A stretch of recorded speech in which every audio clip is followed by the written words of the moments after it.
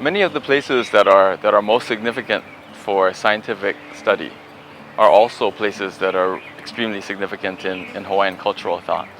The summits of mountains, for example, are wonderful places for astronomy, but they're also some of the most sacred points in the Hawaiian Islands.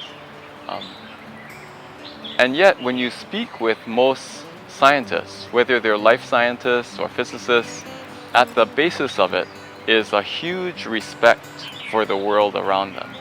And it's this kind of respect that is the basis for cooperation between culture and science in any place that a scientist might work.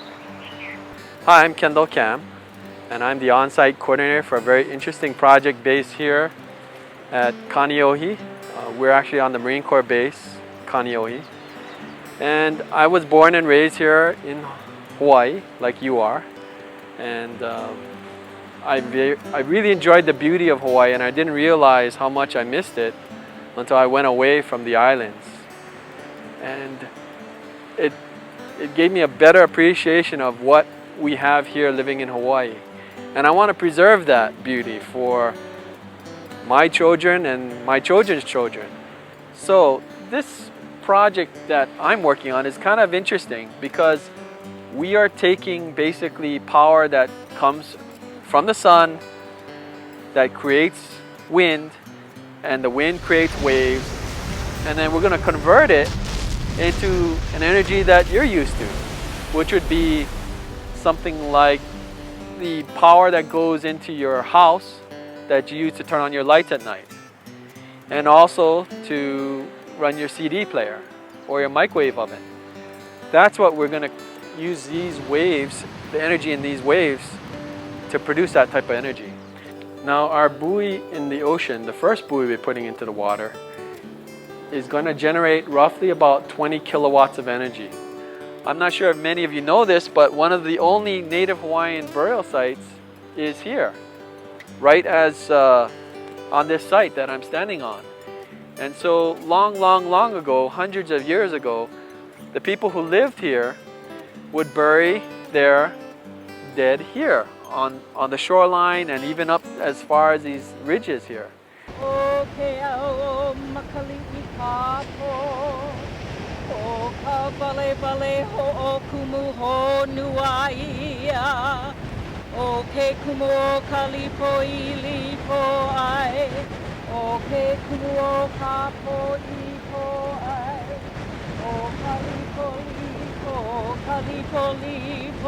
Kalipo kalao kalipo kapo po vale ho iha nao kapo hanao kulipo I kapo e kane hanao ko ele kapo.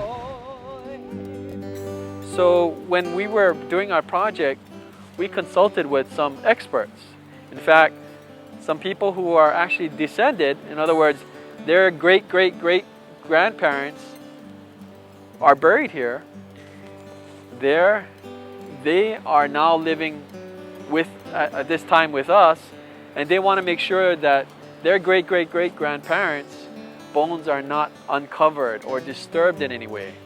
So we talked to those people, and one of them is Nalani Olds, and she gave us a lot of good information on how we could do our project, which, by the way, the native Hawaiians think of as very pono because it's a way of living off the land.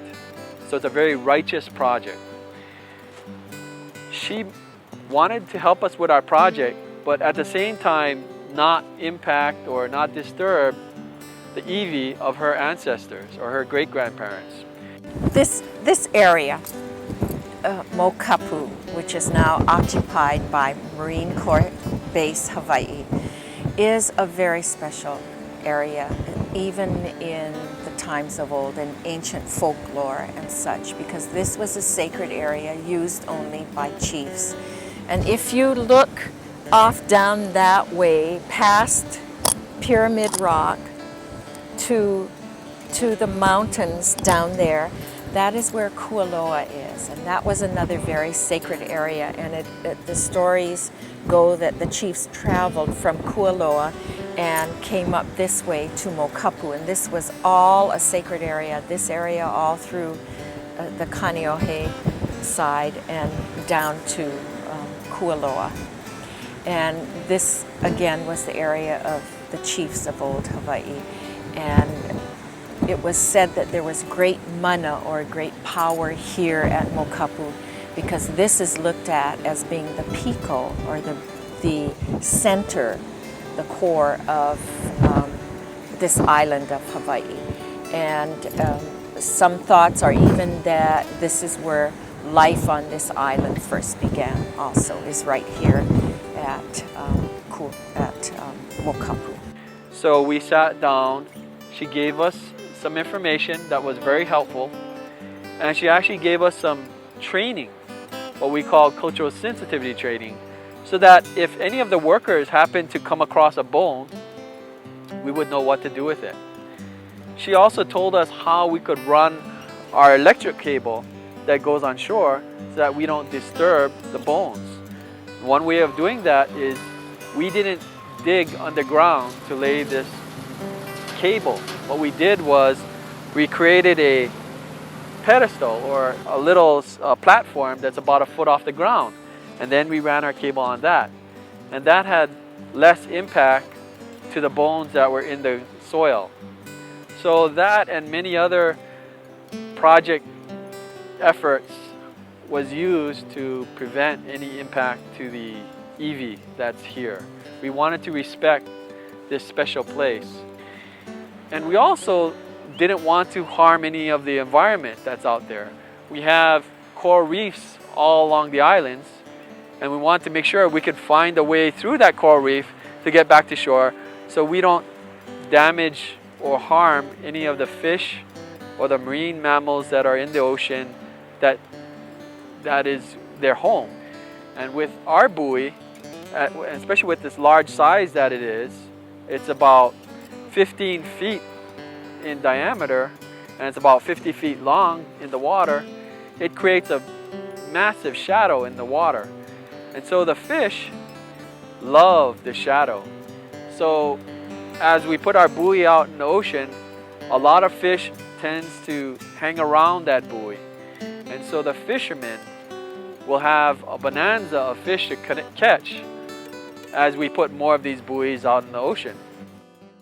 By the same token, the idea of sustainability in our modern lives is such that we can look to the same kinds of principles. How to maintain our watersheds so that the water cycle is more or less unimpeded by us. How to make sure that the water that moves downstreams and into the ocean is as clean as it enters the ocean as when it's moving through its uppermost sections. And even down to the realm of energy. How can we find sources of energy that don't rely on fossil fuels being used up, and then that's the end of it.